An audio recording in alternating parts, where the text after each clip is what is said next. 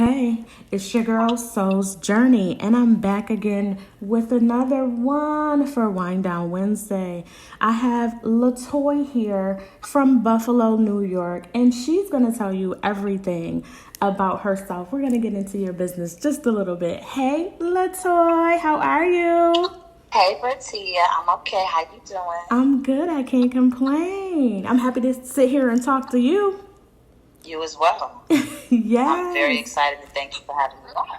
Absolutely, absolutely. I could not do a show without you. Absolutely not. Listen, I'm serious. My spirit was so drawn to do this show.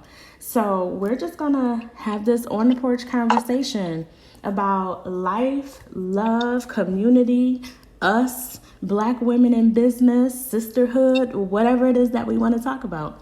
So tell the people about yourself. Okay. Well, my name is Latoi Jetter. Everyone calls me Toy for short. I am the owner of a business agency called Business Design and Advancement. We're a business services marketplace. I have over 250 services.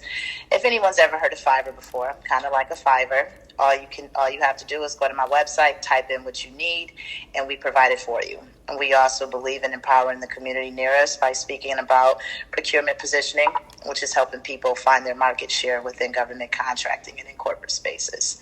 It's a pivot from how I met you. I met you teaching coupon classes 7 years ago. Yes. But that was just what I needed to do at that point in time. So now we're a business services marketplace. That is amazing, Toy. I need to tell you that I am so proud of you. Like my heart, Thank you. yes, babe. My heart is so full right now. Just seeing you, because first of all, we haven't seen each other in forever. Right. So, just seeing you, it makes my heart full, and it goes back to when we first met.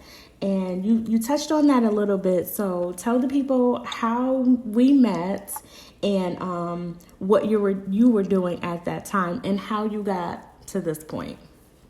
Well, when I met you, that was actually my lowest point, honestly, that brought me to my highest. It was funny because I had my highest while I was at my lowest. I was actually homeless for 3 years at that time.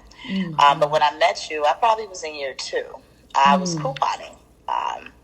And within the couponing, I got contracted. I was contracted through CAO as well as different agencies within the public school system here. So even though I was homeless, I got contracted with the public school systems at $100 an hour, and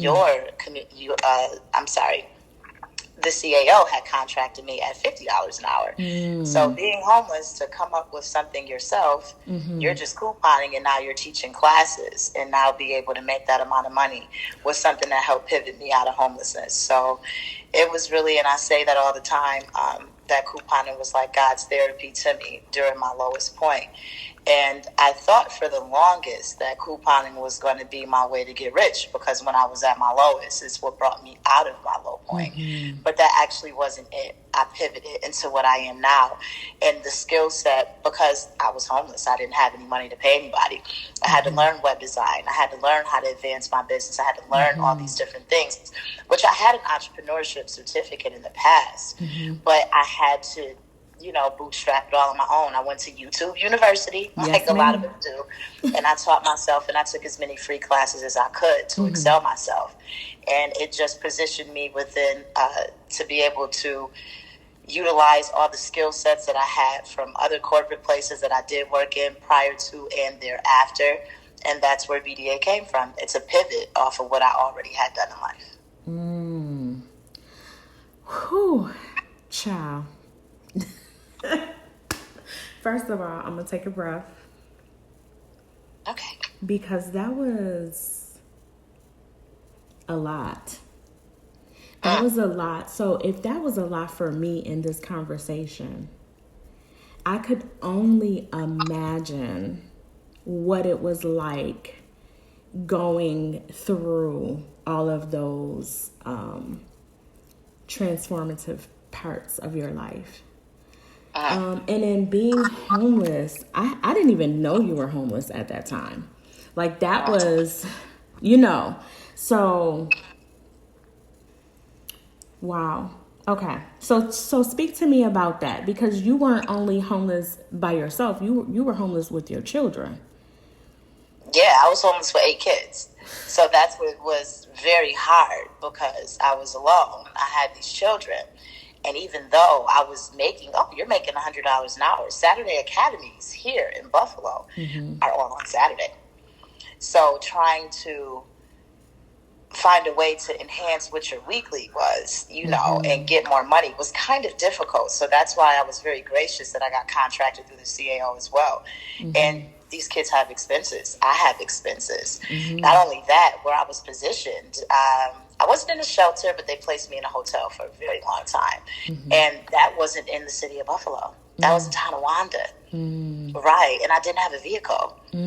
But just like you said, nobody knew I was homeless because I still came out. I showed up. I did not look like I was homeless. My children did not know. Only the people that was closest to me knew that. And that's how it works. So we're here today. It's all part of the story.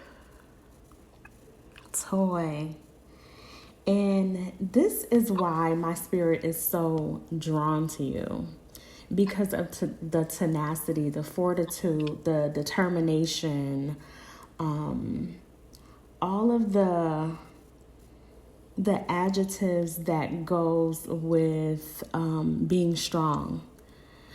And I'm getting emotional because how would you speak to someone who is in that situation? What would be your encouraging words for a woman who is experiencing homelessness with her children and she needs a boost? What would some encouraging words be? Well, one thing my mother always taught me when I was young is saying can't was a bad word. And that's something that resonated with me still to this day. I told my kids, you're not allowed to say can't. You can do anything. So her reading me in that, literally, it's like a gift and a curse. Because you can't tell me I can't do anything. And then I have this, it resonates in my soul that if it's brought to me, that I can do it. And what's meant for me won't miss me. So you definitely have to align yourself, especially when you're by yourself, to trust in that. And something that always resonates with me is that if God take care of the birds, he can take care of you. Yes, the birds out there flying around, honey. Yeah. They feeding their kids, they're living their life, they're doing what they need to do. Yes. So if he can take care of the birds and the animals and everything else, he'll take care of you. You just have to really, truly believe it and align yourself with that. And you have to throw away all negativity and believe and rely on yourself, because you're still waking up every day. So if you're waking up every day, there's a purpose in yourself. Absolutely. And I share that same motto with you.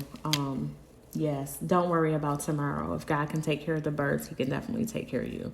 So I definitely share in that affirmation with you. Wow. So tell me, and you're doing an amazing job with your children. How are they doing now? Big up your babies. Big up them babies. Yeah, I'm very proud of them. Through my adversity, I'm so grateful that they don't have to experience that. So it's really good. Where I think that I could have failed, because we just are hard on ourselves sometimes. The kids just show you, no, Mom, I see your strength. I see how much you did. So not only am I doing this for me, I'm doing it for you. So I have 2 in college. Both my kids are athletes. I have a girl basketball player and a boy basketball player. And then my daughter, I have a 19-year-old who's been doing very well. This girl does very well for herself, and she's a hairstylist, natural hairstylist. So I'm very proud. My little kids, my 10-year-old's playing the piano. My 11-year-old played the electric guitar, and my son, Jacob, he plays the trombone. And even my other kids, all my kids are athletic. So everybody's playing basketball. Everybody does well in school. So I've really been blessed with the best team ever. I love them. Yes, I know you do. Oh my gosh. Listen, and I was blessed to meet two of your children. Didn't even know they were your babies. And I was so happy when I did meet them. They were amazing. When I was over Thank you. when I was over at the Edward Saunders Center. So listen, so tell people where you're from, Toy. I'm from Buffalo, New York. Okay. Born and raised? Were you born and raised there? I was born and raised in Buffalo. But then we moved away. My mother's job, she had a really good job, so we moved. It's a town called Clifton Park that's outside of Albany. So we moved there for a little bit of time. And her job moved her to Cary, North Carolina. But unfortunately, that was her pivot. She got divorced, and that's why we came back to Buffalo in '99. We came back here because that's where her family was, and that's where I've been ever since. We've been back in Buffalo since '99. Got you. Because I'm like, I didn't remember you from growing up. I felt like I would have seen you. You know, Buffalo is not that big at all. I always tell everybody, it's only 70 families that live there. And everybody else is the extension of them. Yep, everybody know everybody here, honey. Yes. Okay. So, what can you tell me about your inspiration? Who inspires you and what inspires you to do what you do and to keep getting up? For the longest time, I couldn't answer that question about what inspires me. What was a role model? But then, literally in the spirit now, it's the negativity and the adversity that I've gone through. That inspired me to do what's best for myself. There's no soul person. Like some people say, well, my mom and my dad inspired me. Not going too deep into that. I've had traumas around those issues.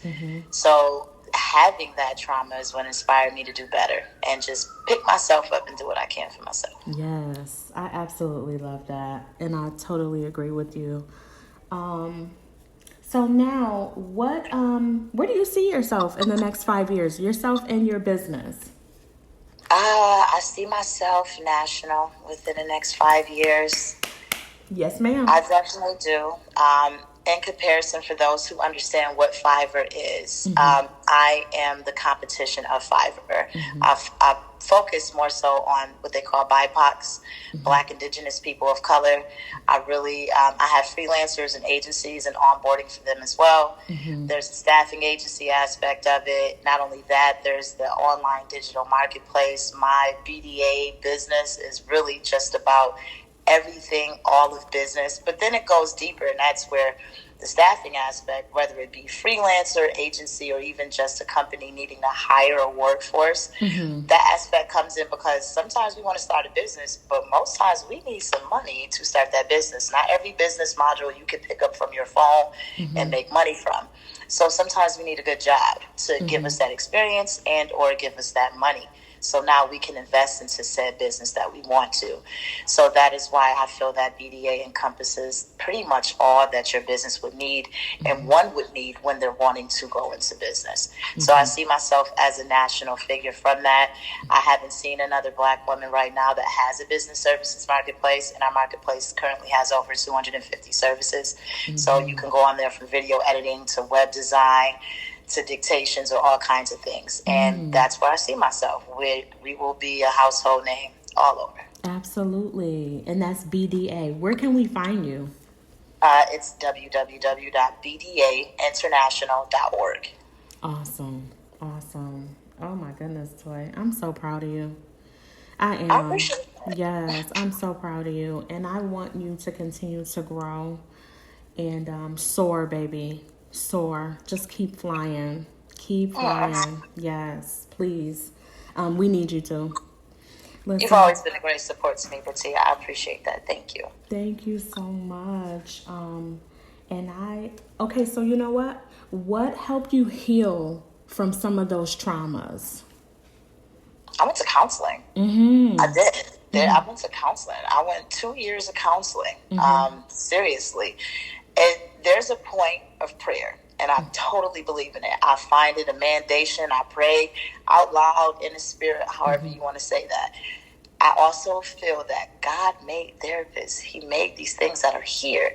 So I had to take myself outside myself and say, I need some help. And when I did that, because see, I was with my ex since I was 16 years old. There were certain things that no matter how smart I am, I did not know or I could not identify with. So when it literally took her to tell me, you don't have an identity. Since you were 16, you've been with somebody else. You became a mother and you became a wife. That is your whole entire identity. So not only did you not have an identity, but then you also had, you're going through a divorce now. So now you have to formulate a new identity. So that resonated with me fully. And for myself, what I did, do a lot of journaling, a lot of praying, but I formulated my new identity. I drew it on paper and just literally manifested that. So, you know, I drew what she looked like. I drew what her clothes were. I drew her superpowers. It's still inside my journal. Wow. I literally drew myself to see what I wanted myself, even when I wasn't that. And it's manifested. I believe in what we write, what we believe, what we speak. I'm very big on that it all comes to light. So it's all about your identity. And a lot of us don't know what we don't know. And something as simple as someone telling me, you don't have an identity. And it wasn't that either. It was also the fact that I didn't process I knew what I was feeling. I knew that I didn't like it, or I did, but I could not identify with my emotions fully. And they teach you that in kindergarten. Mad, angry, sad. I was so in my head. It was going so crazy that I couldn't slow myself down. So in therapy, they gave me exercises of what to do. And I was in there for 2 years before my therapist was like, okay, I think, you know, you've got all the tools that you can. Let's see what you can do. And it's really been a good thing. She's still a supportive friend still to this day. But therapy, girl, therapy. And I believe in prayer, but there's a point where you have to use what God has made. And he made mental health therapists for a reason. And no one should be afraid. I call it mental hygiene. Just like you get yourself together every day, you need your mental hygiene. And if you don't have those said tactics in place, go to someone who can give them to you. So what do you do every day? That's amazing, by the way. And I totally agree wholeheartedly. What do you do to keep yourself there? Do you do daily affirmations? What do you do on a daily basis to keep your mental health in check? Well, I trust myself. I walk every day because I have dogs too. So I make sure I walk every day. And that meditation is a big thing. Your mind, and sometimes just a walk. It literally can be a walk and being conscious of your breath. I pray consistently. And then when I don't feel good about it, I identify my emotions and say, well, this is not serving my highest good. And I have this thing where negativity is not a compliment to God. Anything that's negative, anything that's fearful, that's not how God made you. That's not what it is. So it's not to say that as humans we won't experience it, but you have to identify that is not helpful. You have to say, wait, let me pause. Let me decompress. Yes. Let me go exit stage left and do what I need to do. Absolutely. And that's... Give yourself grace. Yes, you have to show yourself grace. You have to. And that's my hashtag, my soul's on a journey back to itself. So learning, because sometimes we have to relearn ourselves or unlearn what we've been taught. You know, so that we can build ourselves back up just like you did. So thank you for sharing that. You're welcome. Yes. All right, so we're going to talk a little bit about your spirituality. Let's dig into that a little bit. What do you consider yourself? I actually consider myself an Amish. An Amish? So OMNIST. Now, what is that? An Amish is someone who does not identify as a religion or identify with one, but believes in the truth of them all. I was raised Christian. After my trauma, I said, oh, God, no, I don't know. Girl, I thought I was a Muslim, took a shahada and everything. There was that. And then after that, it was like, wait, no. So I identify as an Amish. Why? Because I believe in the good and bad. And I, within my trauma, was so focused on I need to serve God, and I want the best from God. And that was just my trauma that was speaking to me then. That was like, I must be doing something wrong, because look what I'm going through. Not realizing that those hard situations actually produce you into greater situations by you learning or whatever have you. So that identified with me. I don't know, maybe it'll change years from now. Maybe I will identify with one.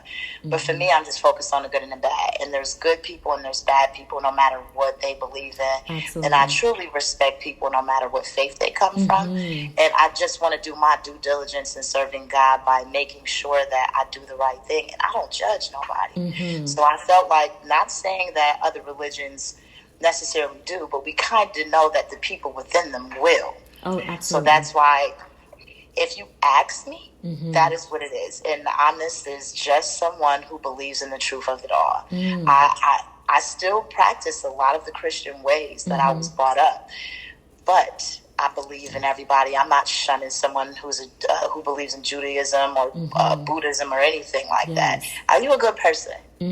That's all that matters to me. And God brought me here, so I must be doing something right. That's right. and that you are. that you are. Listen, we are so excited for you to have come and talk to us with this on the porch conversation. Is there any words that you would like to leave with your audience? Just believe in yourself and don't be so hard on yourself. This world is about the unseen.